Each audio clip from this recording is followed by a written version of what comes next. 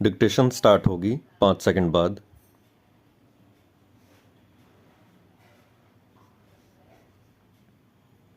Supreme court ने Delhi police को इसके लिए फिर फटकार लगाई कि वह दिवाली पर पटाखे चलने से नहीं रोक सकी, जबकि उनके इस्तेमाल पर पाबंदी थी।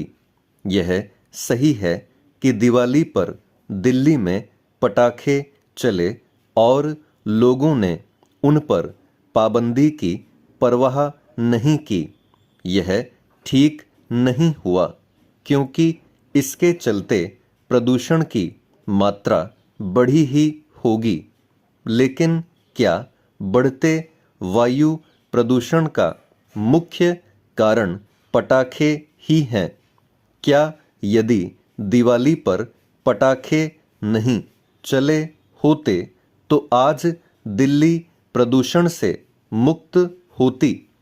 प्रश्न यह भी है कि क्या दिल्ली से सटे शहरों में पटाखे चलने का राजधानी के वायुमंडल पर कोई दुष्प्रभाव नहीं पड़ा होगा?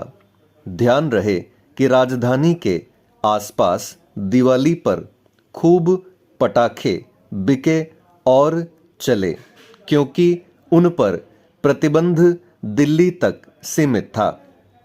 सुप्रीम कोर्ट ने दिल्ली पुलिस को निर्देश दिया है कि वह पटाखों पर रोक लगाने के लिए स्पेशल टास्क फोर्स का गठन करे।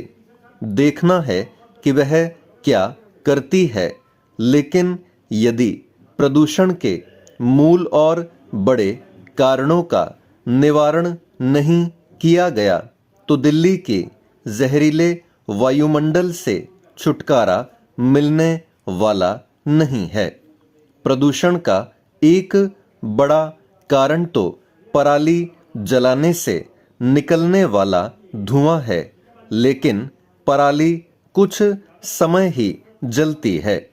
प्रदूषण के अन्य प्रमुख कारण हैं वाहनों का उत्सर्जन, सड़कों एवं निर्माण स्थलों से उड़ने वाली धूल और कचरे एवं पत्तियों को जलाया जाना।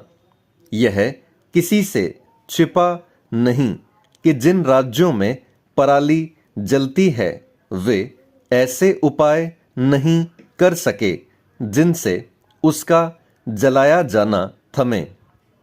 प्रश्न यह है कि पराली जलाने से रोकने के साथ साथ इसके लिए कोई टास्क फोर्स क्यों नहीं बननी चाहिए कि अव्यवस्थित यातायात के कारण वाहनों से घातक स्तर का उत्सर्जन न होने पाए और सड़कों एवं निर्माण स्थलों से धूल न उड़ने पाए।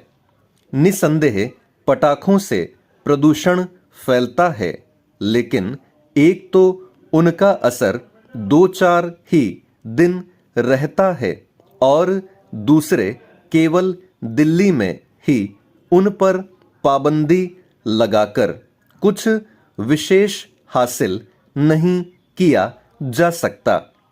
यह समझ जाना चाहिए कि प्रदूषण के मूल कारणों के निवारण में नाकामी के चलते पिछले कुछ वर्षों से सर्दियों में दिल्ली के साथ साथ देश के एक बड़े हिस्से का वायुमंडल विषाक्त हो जाता है।